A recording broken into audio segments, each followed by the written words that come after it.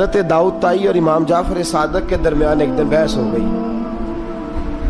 امام جعفر صادق فرمانے لگے یہ محبت کا ان کا رشتہ تھا آپس میں۔ حضرت داؤد طائی صوفی تھے اور امام جعفر صادق تو حضور کے نواسے ہیں نا جی، اور بڑا عقیدت کا رشتہ تھا آپس میں۔ ایک دن امام جعفر صادق کہنے لگے داؤد طائی میرے لیے دعا کر، تو آپ رو پڑے، کہنے لگے حضور میں نواسہ رسول کے لیے دعا کروں؟ آپ تو حضور کے نواسے ہیں، میں آپ کے لیے دعا کروں؟ تو حضرت امام جعفر صادق کہنے لگے یہی تو دعا کرانی ہے، یہی تو میں نے کیا فرمایا، یہی تو دعا کرانی ہے کہ میرے لیے دعا کر، میں اپنے نبی کی بارگاہ میں شرمندہ نہ ہو جاؤں۔ حضور یہ نہ فرما دیں کہ میرا نواسہ ہو کے تو کیا کرتا رہا، یہی تو دعا کرانی ہے۔ بڑا پیار تھا۔ ایک دن بحث ہو گئی، حج کر کے واپس آئے، عراق میں تشریف فرما تھے امام جعفر صادق، حج کر کے واپس آئے تو امام جعفر صادق کہنے لگے جو مکے سے ہو آتا ہے نا، اللہ پھر اس کو دوزخ میں نہیں ڈالے گا۔ خوش نہیں ہوئے آپ لوگ؟ اللہ آپ کو جزائے خیر عطا فرمائے۔ فرمایا جو کعبے کا دیدار کر لے ایک دفعہ زندگی میں اور ایمان کی حالت میں، اللہ پھر اسے دوزخ میں ایک دفعہ جو دیدار کر لے ایمان کی حالت میں، اللہ دوزخ میں یہ فرمانے لگے یہ میری بات ہے، تو تصدیق کر میری بات کی، کہہ میں نے ٹھیک کہا ہے۔ پیار تھا نا، تو کہنے لگے داؤد طائی تو کہہ میں نے ٹھیک کہا ہے۔ کہنے لگے جی آپ نے فتویٰ ہی پورا نہیں دیا تو میں کیسے تصدیق کر دوں؟ آپ نے پورا فتویٰ پوری بات کرے تو تصدیق کرا لیں۔ کہا پوری بات کیا ہے؟ فرمانے لگے جو خانہ کعبہ بیت اللہ کا دیدار کر لے اللہ دوزخ میں نہیں ڈالے گا، اور جو مدینے سے ہو آئے اللہ اسے جنت میں ضرور داخل فرمائے گا صلی اللہ۔ تو آپ فرمانے لگے داؤد طائی میں نے تو مسئلہ بیان کیا اس لیے کہ جس نے ایمان کی حالت سے کعبہ دیکھ لیا تو اس کا اللہ پہ ایمان پختہ ہے، اور من قال لا الہ الا اللہ داخل الجنہ، اور تو نے یہ جو کہا ہے نا ضرور جنت میں داخل کرے گا مدینے دیکھنے والے کو، تو بھی دلیل پیش کر۔ مکہ کا ایمان کے ساتھ دیکھنے والا تو میں نے حدیث پیش کر دی، تو دلیل دے۔ حضرت داؤد طائی بولے بڑی خوبصورت بات، اور خوبصورت لوگ ہی خوبصورت باتیں کرتے ہیں، خوبصورت لوگ ہی جی، ورنہ تو اللہ خیر کرے خوبصورت بات نکلتی نہیں لوگوں کے منہ سے، حرم میں بیٹھ کے بھی نہیں نکلتی، پتہ نہیں کیا سانپ سونگھ جاتا ہے، کس قسم کی بولی بولنے لگتے ہیں۔ خوبصورت لوگ خوبصورت بات کرتے ہیں۔ حضرت داؤد طائی کہنے لگے میری دلیل یہ ہے کہ پورے مکے میں کہیں جنت تو نہیں نا، مکہ دیکھنے والے کو جنت ملتی ہے پر مکے میں جنت نہیں۔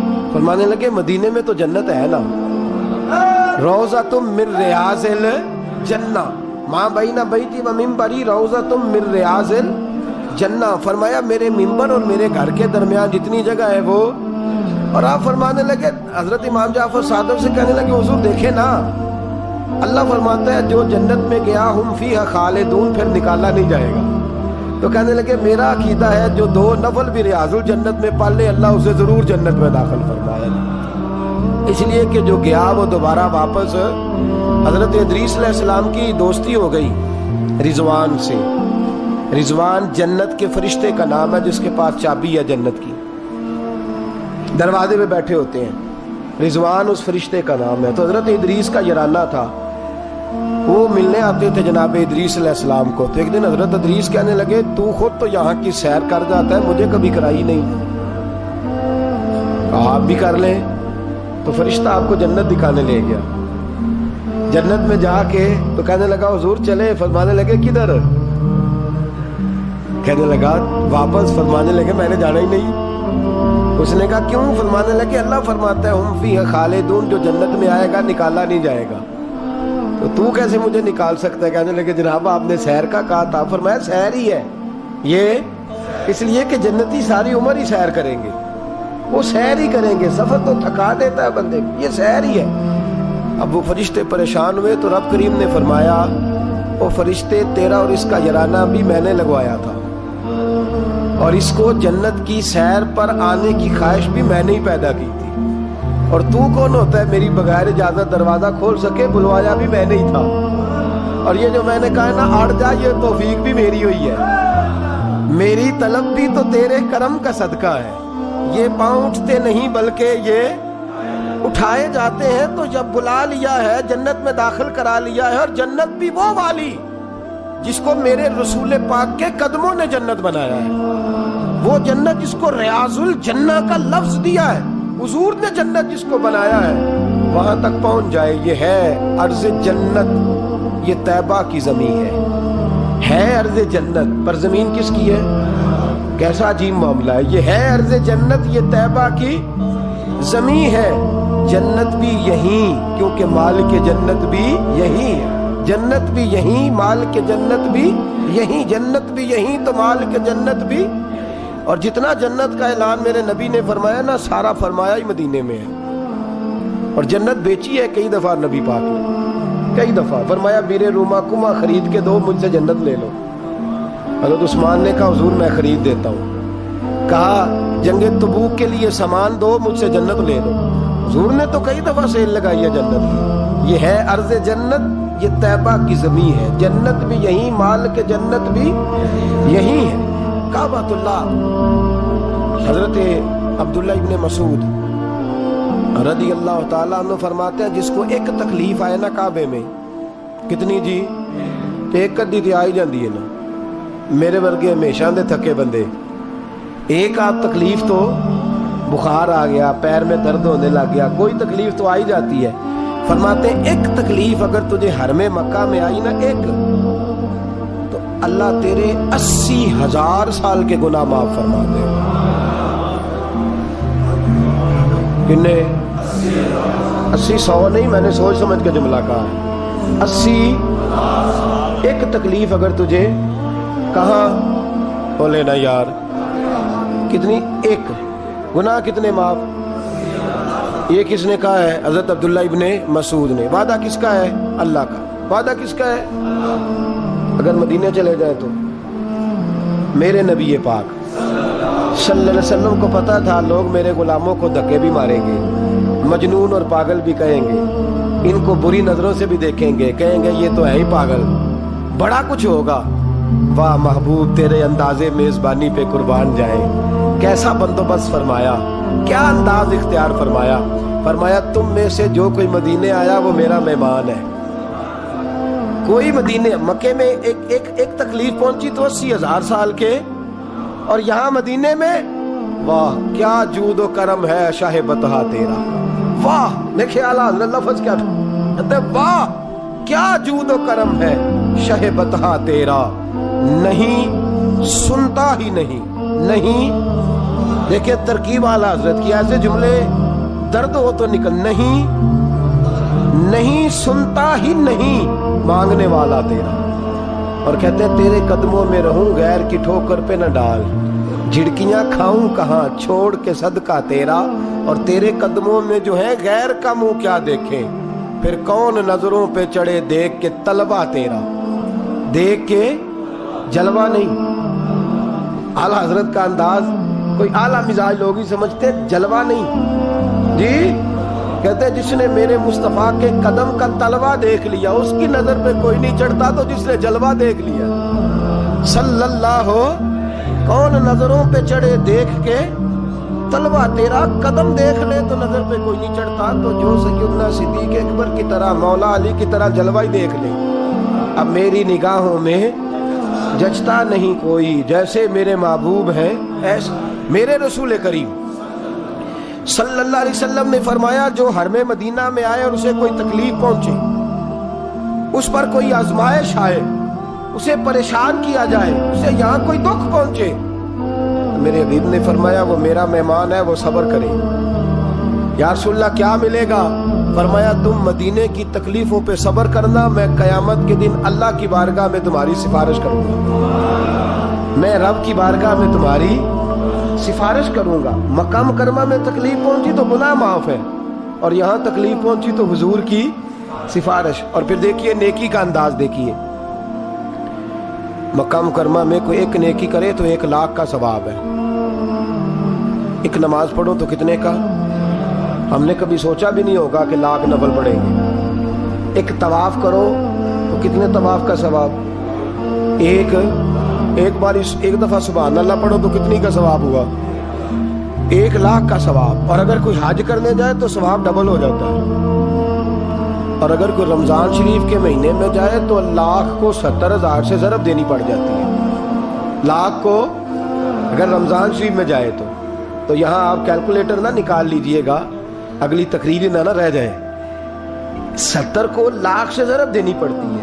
یہ نیکیاں ہیں جو اللہ پاک حرم مکہ میں جانے والے کو عطا فرماتا ہے.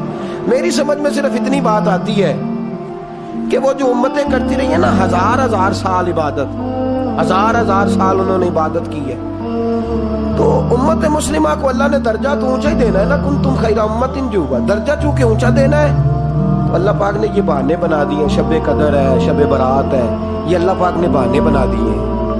مالک کریم نے یہ بہانے بنائے ہیں.